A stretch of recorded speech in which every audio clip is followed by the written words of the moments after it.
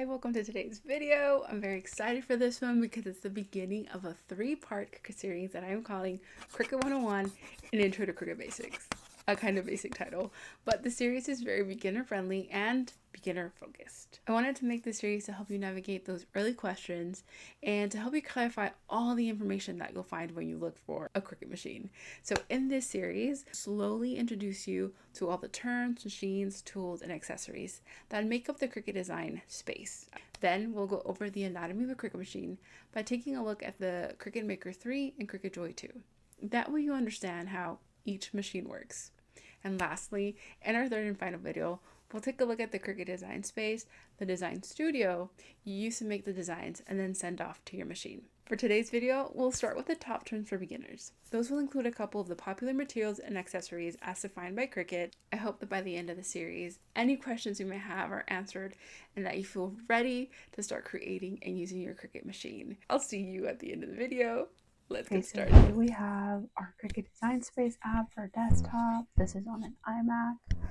I'm going to show you how-to videos, cheat sheets, and tutorials from Cricut themselves. If you click the help button here and we go to sheet, it'll open this new window where you see step-by-step lessons and even beginner-friendly guides. So we're going to start with top terms for beginners right over here. So it opens Safari for me. So these are the top terms for beginners. So you have Design Space, which is the Cricut Design Space. It's the app that connects to your Cricut and is available for Windows and Mac and Android devices. And it's where you upload things, where you create all your items, and where you send the instructions to Cricut. Canvas is the canvas on the Cricut app when you're working on a project. So an SVG is a scalable vector graphic.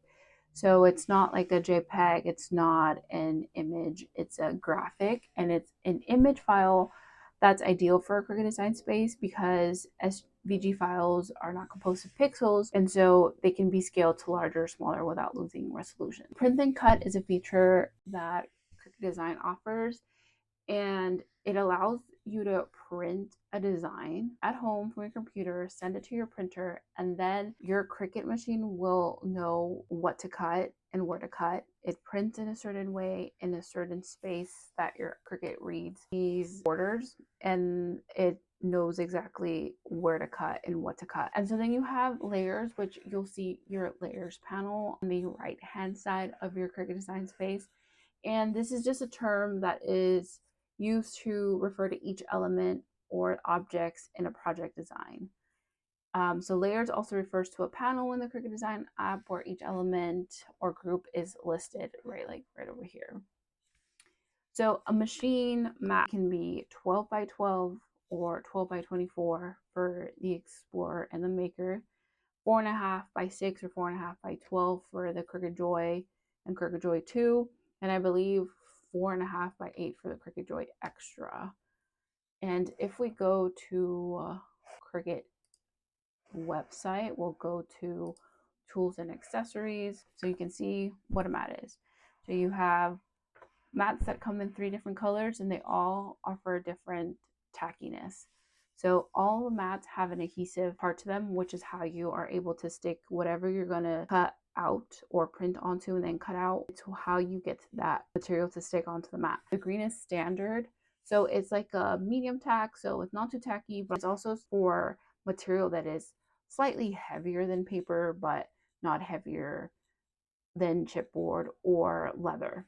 And then you have your light grip, which is this baby blue mat here. This is for paper crafts. So cardstock, construction paper. It has a light enough adhesive that it'll hold on to the material, but it won't rip it or make it difficult to take off when you need to peel off your project. So light grip is what I use for all of my crafts. Vinyls and iron-on vinyls, HTVs, you can use the standard mat for.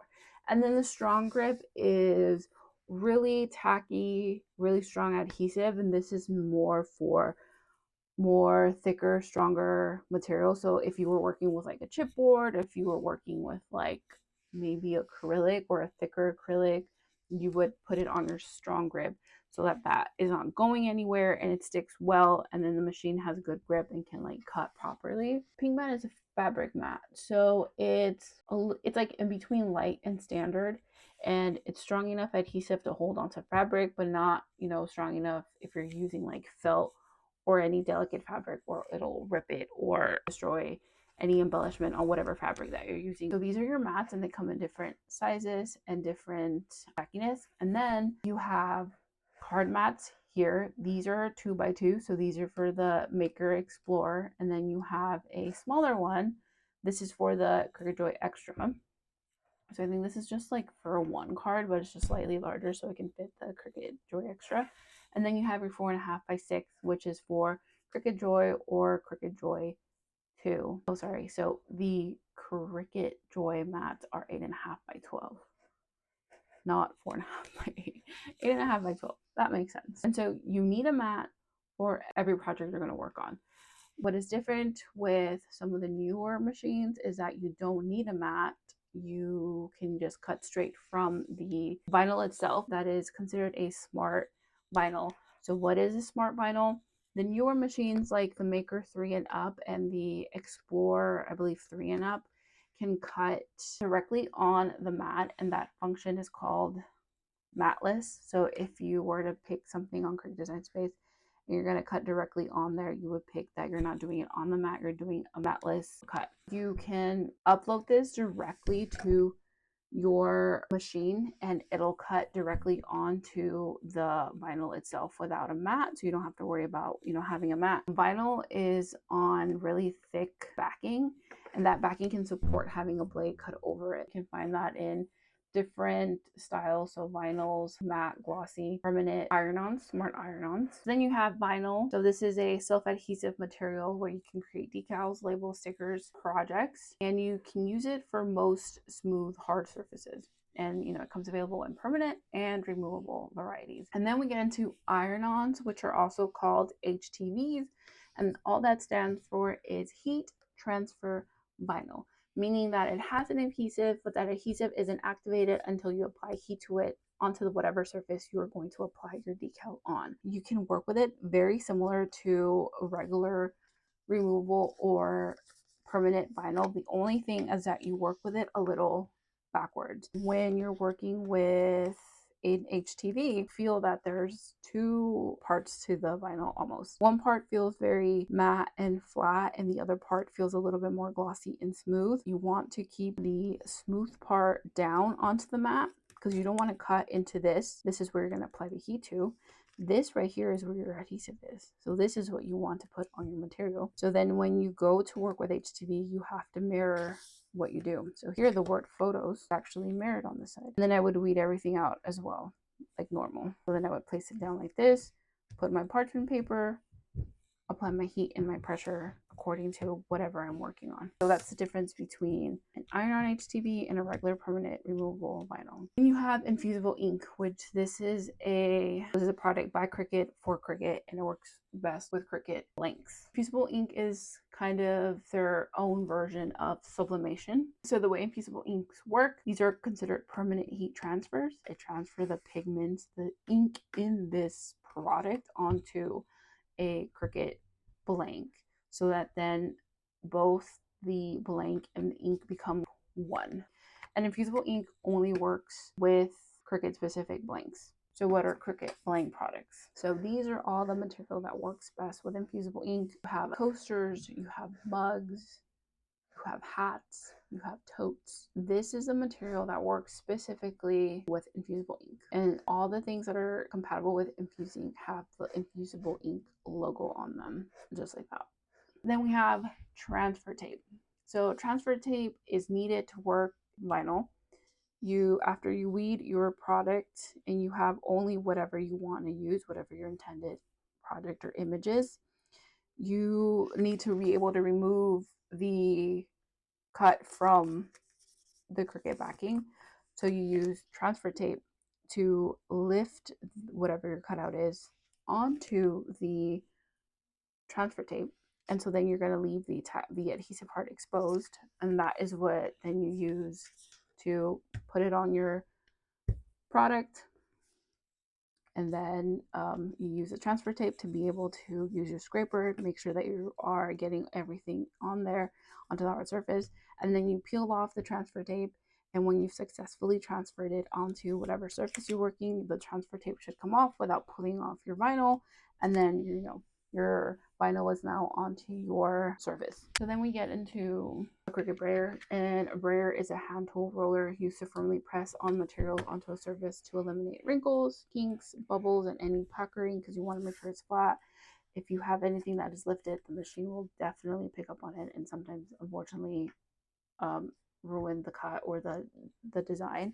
It can pull on it, it can get stuck, and it might not be able to perform properly. You use your brayer tool to be able to make sure that everything is laying flat. And then we get into your weeder. So your weeder is a hand tool with a very pointy, sharp head, and that is used to separate unwanted vinyl, iron-on, or infusible ink material from its liner to prepare a design for transfer. So usually I like to start at like a corner that's not close to my project. And you lift like this, and then you peel. And if you put your setting on your Cricut to the correct one, of pressure, like your cutting pressure, it should make this very effortless. Like it should be able to peel away very easily.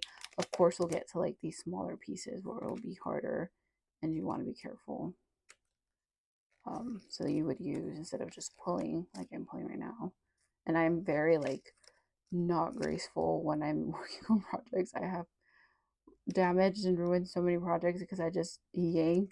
But you want to be delicate, you want to be mindful of what you're doing, and then you peel, and like your weeder is good to get you out of those small spaces. A hole in the A and on the S that is still there. I mostly pushed it instead of actually trying to cut it out. So I remember I used to do a lot more vinyl stuff, but it was not my favorite to weed things out. Scraper tool helps you remove scrap materials from your cutting iron, like so. But it also helps you burnish your vinyl and your transfer tape onto a item so it sticks together, and then that way you can peel off just the transfer tape. We've made it to the end of the list. I'm sorry that some of those parts were really sped up and that the audio is a little choppy. I had a lot of technical difficulties.